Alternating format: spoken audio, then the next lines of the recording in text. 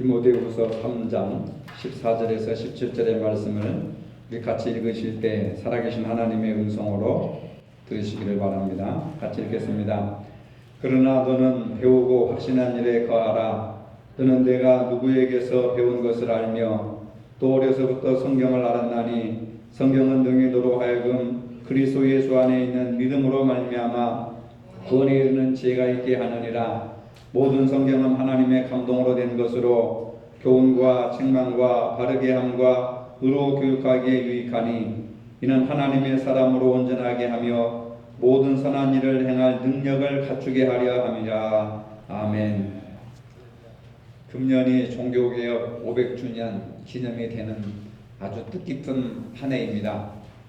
마틴 루터가 종교개혁을 시도할 때 5가지 구호를 외쳤는데 오직 성경, 오직 은혜, 오직 믿음, 오직 예수, 오직 하나님께 영광, 이 5가지 구호를 가지고 그 거대한 로마 권력과 싸워서, 로마 카톨릭 권력과 싸워서 개신교가 탄생하게 되었습니다. 루터는 오직 성경에만 구원에 이르는 진리가 있다고 강조하면서 성경으로 돌아가는 것이 진정한 종교개혁 정신이라고 강조를 했습니다. 루터의 개혁 정신에 따라서 출발한 우리 개혁교회는 오직 성경 위에 신앙의 토대를 형성하고 있는 것입니다. 그러나 안타깝게도 우리가 신앙생활을 하면서 집집마다 성경책은 가지고 있지만 좀처럼 찾아서 읽기라고 하는 것은 쉽지가 않습니다. 이제는 기술의 발달에 의해서 손 안에, 핸드폰 안에 성경이 들어있지만 여전히 성경을 읽는 것은 쉬운 일이 아닙니다.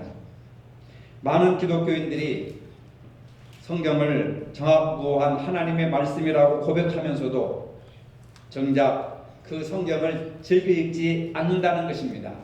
왜 그렇습니까? 88%의 미국 가정이 성경을 가지고 있지만은 그중 37%만이 일주일에 한 번씩 성경을 펼친다는 통계가 있습니다.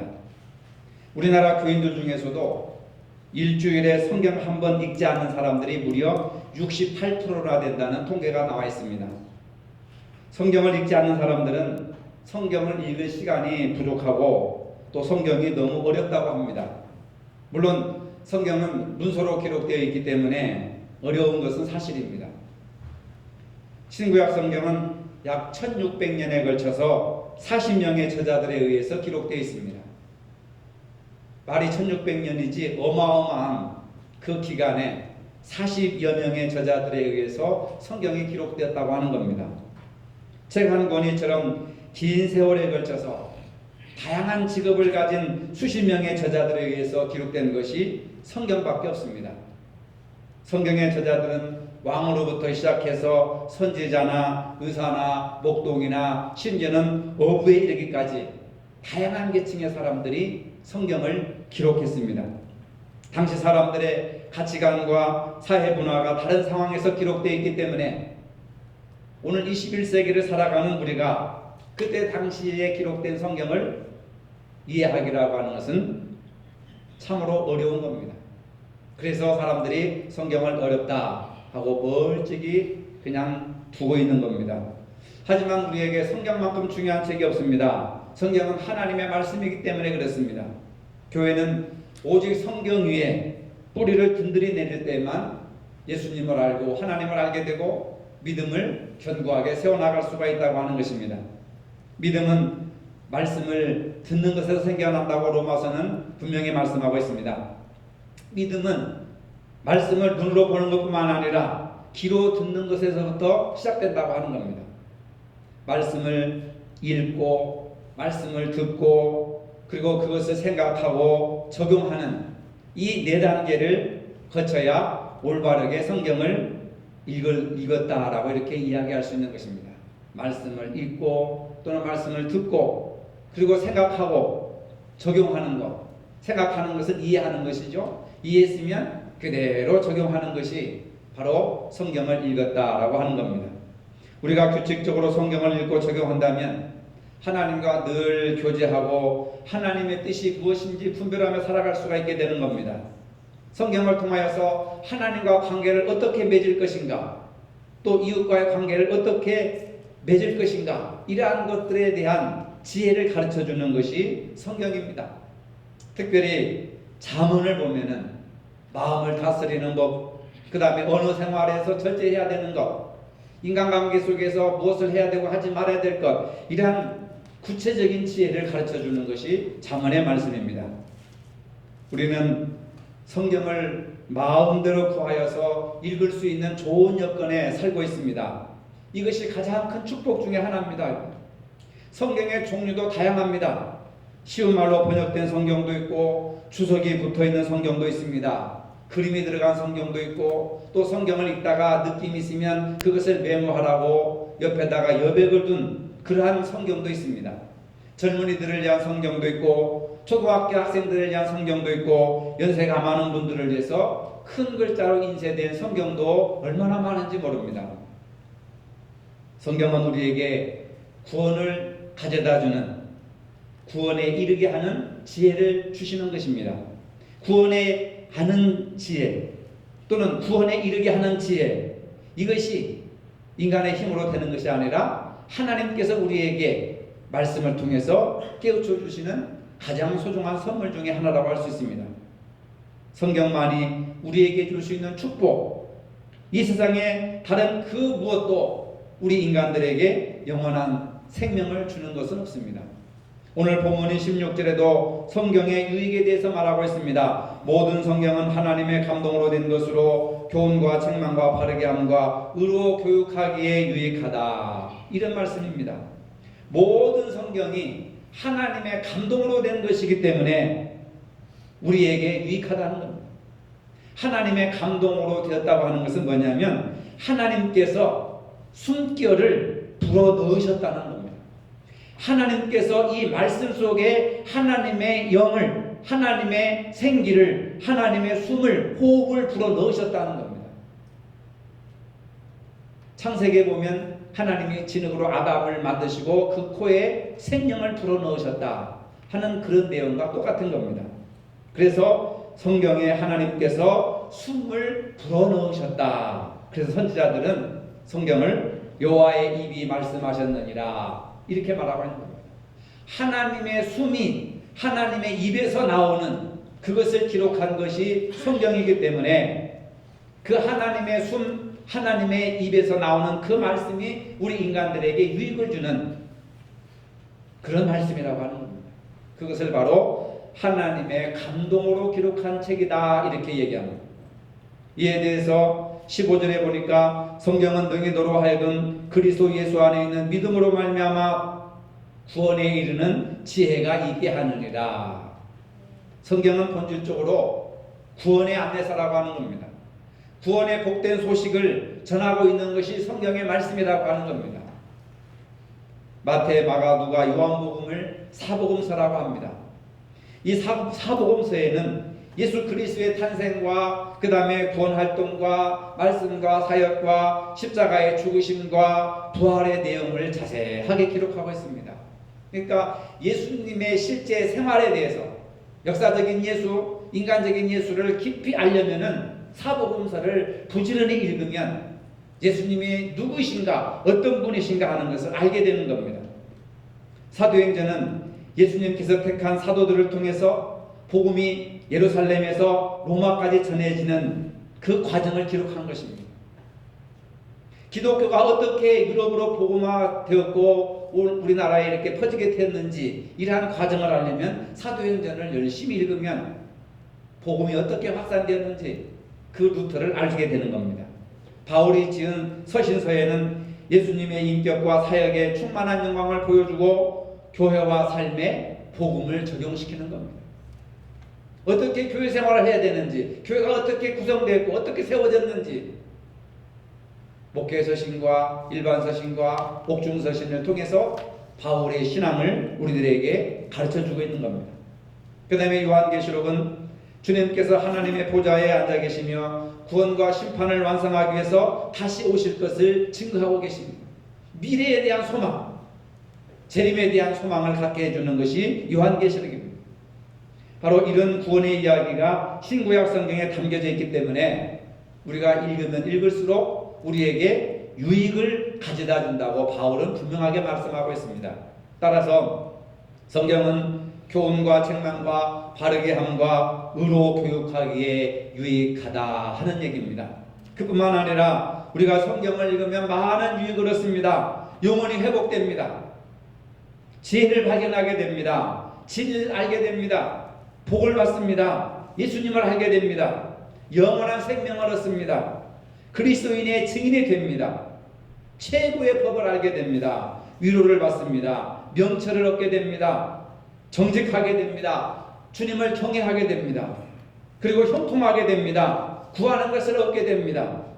예수님의 참 제자가 되는 것입니다. 성령을 받게 되고 성령의 검을 소유하게 되는 이러한 놀라운 축복을 성경을 통해서 우리에게 아낌없이 허락해 주고 있습니다.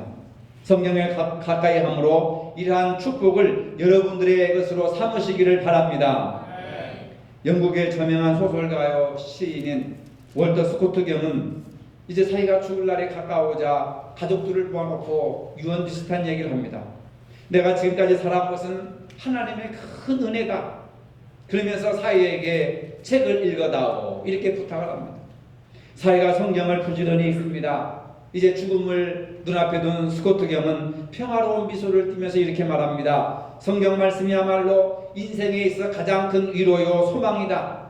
성경을 하나님께서 보내주신 한 통의 편지이니 너희는 평생 성경을 가까이 하거라. 이런 유언을 남겼습니다. 성경은 하나님께서 우리에게 보내신 편지라고 하는 겁니다. 늘 가까이 두고 그 편지를 읽어야 하는 이유가 하나님의 뜻이 그 편지를 통해서 우리에게 전달된다고 하는 겁니다. 역사적으로 보면은 위대한 사상이 담긴 책을 쓴 사람들 거의 다 성경의 영향을 받은 사람들입니다. 세계적인 교육학자인 페스탈로치의 교육사상도 성경에 근본을 두고 있습니다. 천국과 지옥에 대해서 생생하게 기록한 단테의 신곡이나 존 버년의 철로 역정들도 보면은 그 기초에는 전부 성경의 내용들이 바탕을 이루고 있습니다. 러시아의 대문호 도스토옙스키가 시베리아로 유행을 갔을 때 사형언도를 당하고 시베리아에 가서 이제 유행을 당할 때 성경을 신약 성경을 28번이나 읽었고 그 28번이나 읽으면서 영감을 받아서 악령이라고 하는 책을 쓰고 까라마조프의 형제라고 하는 책을 완성하게 되었습니다. 아브라함 링컨은 학교라고 하는 것은 9개월밖에 다녀보지 못했지만은 매일 성경을 읽음으로 온 세계에 영향을 준 가장 위대한 정치가로 손꼽히고 있습니다. 슈바이처 박사, 나이팅게일, 에디슨 등도 늘 성경을 가까이 한 사람들입니다. 이렇게 훌륭하게 성공한 사람들 중에는 성경을 많이 읽었다고 하는 공통점이 있습니다. 성경은 하나님께서 인류에게 주신 가장 큰 축복 중에 축복이라고 하는 것입니다. 왜 하나님께서 가장 주신 큰 축복 중에 하나이냐? 성경은 바로 예수 그리스도가 중심이 되는 겁니다. 구약 성경은 장차 오실 예수님에 대해서 기록하고 있고 신약 성경은 이미 오신 예수님에 대해서 소개하고 있습니다. 그러니까 예수님을 알려면 구약을 읽어야 되고 신약을 읽어야 되는 겁니다. 성경을 읽는다는 것은 예수님의 음성을 듣는 것입니다. 예수님을 만나는 것입니다. 그분과 함께 살아가는 것을 말하는 것입니다. 그렇기 때문에 예수님을 잘 믿고 보다 행복한 삶을 살고자 한다면 무엇을 읽어야 할까요? 성경을 읽되 부지런히, 따라해봅시다. 성경을 읽되 부지런히 읽어야 된다. 프랑스의 위대한 작가인 빅토르 이고는 이렇게 말했습니다. 영국이 섹스피어를 만들었다면 성경은 영국을 만들었다. 영국은 원래 해적의 나라요 도적들이 들끓는 야만적인 국가였습니다. 그러나 그들이 성경을 받아들임으로써 세계적인 신사 국가가 되었습니다. 성경에는 사람을 변화시키는 힘이 있습니다. 성 어거스틴이나 조지 물러도 죄악의 밑바닥을 걷던 그러한 인생을 살았습니다. 우리나라 초대교회에 김익두라고 하는 사람은 깡패요 페르나였습니다. 그런 그가 예수를 믿고 요한계시록을 100번을 통독을 했습니다. 그리고 나서 능력을 받아 전국 방방곡곡에 다니면서 주님의 복음을 전하는 훌륭한 한국교회의 부흥강사로 기록되어 있습니다. 이처럼 성경 말씀을 받아들인 후 정말 페르나 같고 망나니 같고 깡패짓을 하던 사람들이 한국교회 또는 세계 기독교 역사에 훌륭한 인물로 개과천선을 했다는 것을 볼 수가 있습니다. 좀 더 잘 믿고 영향력 있는 삶을 살고자 하신다면 여러분 성경을 읽으셔야 합니다. 자녀들에게 성경을 읽게 하셔야 합니다. 왜냐하면 성경은 모든 지식과 지혜와 구원과 성공에 이르는 지혜의 보고이기 때문에 그렇습니다. 그러면 어떻게 해야 성경을 잘 읽을 수 있는가? 방법이 없습니다. 반복해서 읽는 방법밖에 없습니다. 따라합시다. 반복해서 읽어야 한다. 예, 정기적으로 시간과 장소를 정해놓고 정신을 집중해서 성경을 읽어야 합니다. 스스로 성경을 규칙적으로 읽는 습관을 기르는 것이 중요합니다. 하루에 몇 분만이라도 집중해서 성경을 읽는 것보다 더 좋은 방법이 없습니다. 조금씩이라도 꾸준히 읽어나가다 보면 나중에는 스스로 놀랄 만큼 많은 양의 성경을 읽게 되는 것입니다.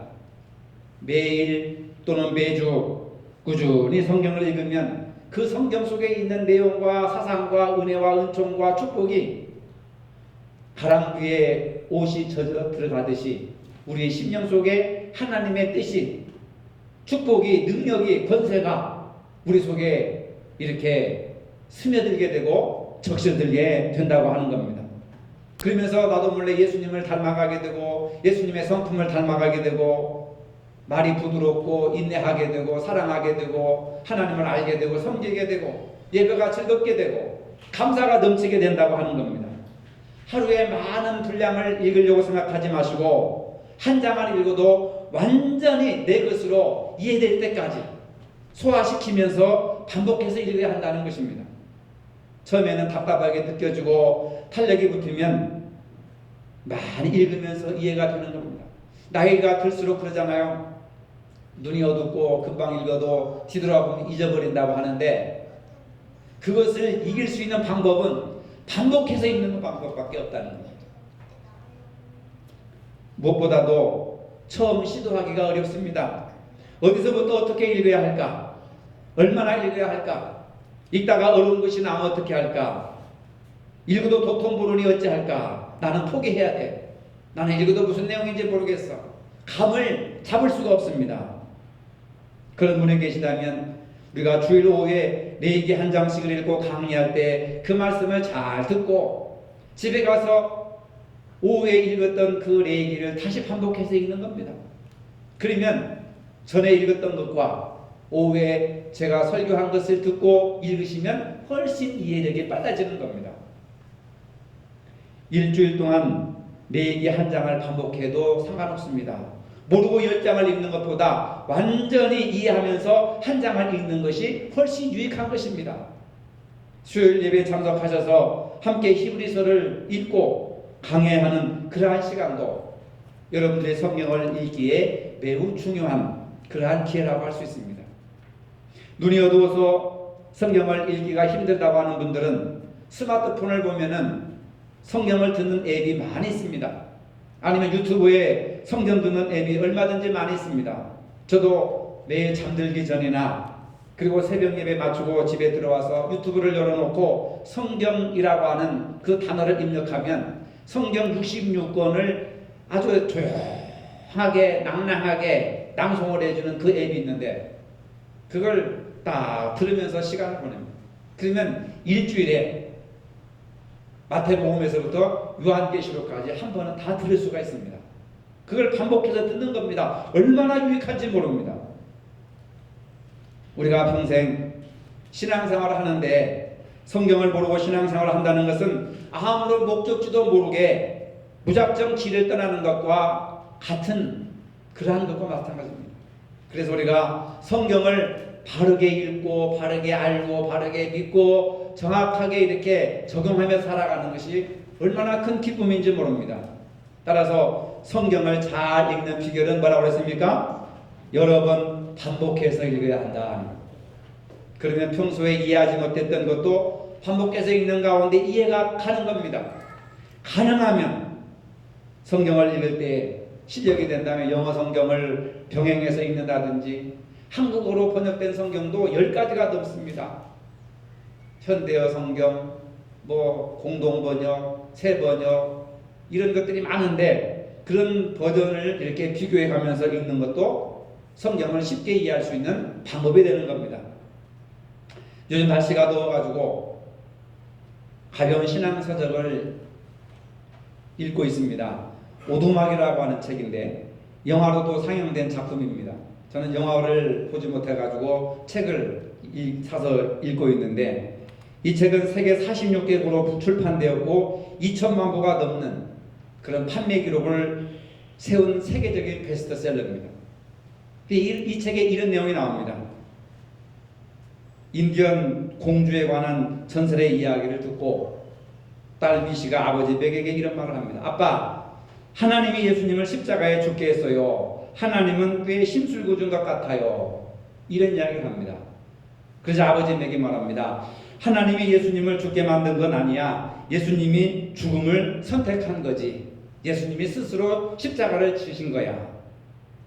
간단한 내용이지만 아버지 맥의 말은 성경과 전혀 다른 얘기를 하고 있습니다. 마태복음 26장 42절에 보면 예수님이 십자가를 놓고 간절한 마음으로 기도합니다. 아버지여, 이 잔이 내게서 지나갈 수 없거든 아버지의 원대로 되기를 원합니다. 성경에 보면 예수님이 십자가에 죽으심은 하나님께서 우리 인간들을 구원하시기 위한 하나님의 계획이었고 하나님의 뜻이었습니다. 그런데 저자는 예수님이 스스로 선택해서 십자가를 짊어지셨다고 말을 하고 있습니다. 성경의 내용을 정확하게 알지 못했던 것입니다. 신학적으로 심각한 문제를 발생할 수 있는 그러한 내용입니다. 성경을 읽을 때 무엇보다도 우리가 정확하게 읽어야 되는 것이 바로 이런 겁니다. 모르면 성경의 뜻을 왜곡하게 되고 또 잘못 전하게 되고 잘못 이해하게 되면 이단으로 빠지게 되는 경우가 많이 있습니다. 하나님께서 예수님을 십자가에 못 박혀 죽으시는데 관여하지 않으셨더라면, 예수님 스스로 독자적으로 선택해서 십자가를 졌다고 한다면 이건 이단의 주장입니다. 그 다음에 성경을 잘 읽기 위해서는 기도와 묵상을 통해서 성령의 영감을 구해야 됩니다. 성경을 읽기 전에 먼저 기도하라는 겁니다. 성령님의 도우심으로 기록된 말씀이 잘 이해되도록 도우심을 간구해야 됩니다. 저도 성경을 읽기 전에 늘 간단하게 기도합니다. 하나님의 말씀으로 듣게 해주시고 깨닫게 해주시고 이해하게 하시고 적용하게 하시고 감추어진 비밀을 열어서 귀한 법을 보게 하여 주시옵소서. 지금도 목사이지만은 성경을 전공했지만은 성경을 읽을 때마다 하나님 앞에 기도하고 성경을 읽기 시작합니다. 성경을 펼치기 전에 기도하면 성령을 통해서 하나님께서 말씀을 주시는 그런 지혜를 주시고 또 믿음의 새로운 시각에서 보는 눈을 열어주신다고 합니다. 꼭 여러분들이 실천해 보시기를 바랍니다. 그리고 마지막으로 읽은 내용을 가지고 구체적으로 적용을 하도록 노력해야 되는 겁니다. 성경을 아무리 많이 읽어도 적용하지 않으면 성경 지식으로 머물고 맙니다. 부뚜막에 있는 소금도 집어넣어야 짜듯이 지식으로 머물러 있으면 무슨 의미가 있겠습니까? 그것을 실천할 때에 비로소 하나님의 말씀이 되는 겁니다. 지식이라고 하는 것은 알면서 변화로 나가야 되는 것이지 암 속에 안다고 하는 지식으로만 머물러 있으면 의미가 없는 겁니다. 그것이 변화로 나가야 된다는 거죠. 그런 변화를 통해서 즐거움과 기쁨으로 나가야 하는 것입니다. 작은 것이지만은 적용한 것들을 주변 사람들과 함께 나누는 것도 좋은 방법입니다. 깨달은 것과 실천한 것을 노트에 적는 습관을 가지다 보면은 나중에 말씀을 적용하는 기쁨을 누리게 되는 겁니다. 이러한 방법으로 성경을 지속적으로 읽다 보면은 나의 생각과 마음이 부드러워지고 언어가 부드러워지고 모든 삶 속에서 주님이 원하시는 삶을 살려고 노력하게 되는 변화되는 모습을 보게 된다는 것입니다. 복음주의 신학자 제임스 패커라는 사람이 이런 재미있는 말을 했습니다. 내가 만약 마귀라면 무엇보다도 먼저 사람들로 하여금 성경을 못 읽고 못 믿게 하고 그 성경의 권위에 도전하게 만들고 성경을 의심하게 만들고 성경을 접하지 못하도록 모든 노력을 기울이겠다. 내가 마귀라면. 그런 재미있는 말을 했습니다. 마귀가 하는 일은 어떻게 해서든지 바쁘게 만들고 눈이 아프게 만들고 머리 아프게 만들고 하여튼 복잡하게 만들어가지고 성경을 못 읽게 하고 못 믿게 하고 또 성경을 가능하면 멀리하도록 만드는 것이 마귀의 사명이라고 하는 겁니다. 그러면 자연스럽게 모든 것이 마귀가 원하는 대로 될 것이기 때문에 그렇습니다. 마귀가 원하는 대로 살 것인가 아니면 하나님께서 원하시는 삶을 살 것인가 하는 것은 성경을 읽느냐 안 읽느냐에 따라 달려있다고 하는 것입니다. 여러분, 종교개혁 500주년을 맞이하여서 우리의 구태의연한 신앙생활도 이제 개혁시켜야 됩니다. 개혁은 오직 성경으로 다시 돌아가는 것에서부터 출발한다고 하는 사실입니다. 성경을 읽을 때 확신 있게 믿게 되고 구원의 확신에 이르게 된다고 하는 것입니다. 여러분이 그동안 그렇게 멀리 밀쳐두었던 성경을 이제 가까이 끌어당겨서 성경을 펼쳐 읽으시기를 바랍니다. 그 순간 하나님의 놀라운 역사가 시작될 것입니다. 이러한 놀라운 역사를 체험하는 복된 여름이 되시기를 주님의 이름으로 축복합니다. 거룩하신 아버지, 종교개혁 500주년을 맞이하여 다시 한번 우리의 신앙이 개혁되기를 원합니다. 오직 성경으로, 오직 은혜로, 오직 믿음과 오직 예수님께로 다시 돌아가 성경의 말씀을 회복하는 신앙인들이 되게 하여 주시옵소서. 성경을 다시 펼칠 수 있는 그러한 결심을 할 수 있도록 은혜를 더하여 주시옵소서. 예수님의 이름으로 기도합니다. 아멘. 이제는 우리 주 예수 그리스도의 은혜와 하나님 아버지의 무한하신 사랑과 성령의 교통하심이 오직 성경으로 돌아가 개혁신앙의 회복을 원하는 모든 성도들 머리 위에 이제로부터 영원토록 함께 하시기를 축원하옵나이다. 아멘.